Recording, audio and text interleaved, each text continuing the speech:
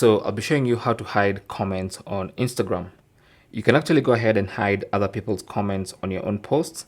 So for instance, if you go to your profile and find that specific post that has a comment you want to hide, all you need to do is tap on one of the comments to open the entire list of comments, and then you can find that comment you want to hide. So let's say for instance you want to hide this one. Okay, you can see right next to the reply option is the hide option. So just tap on hide and the comment is going to get hidden, and it says this comment has been moved to the hidden comment section. People who view your post won't see it, and that person won't see that you hid it. Okay, so only that person who left the comment can see that comment on my post. So to confirm, tap OK, and that comment is going to get hidden. Simple as that. Thanks for watching. Don't forget to like and subscribe.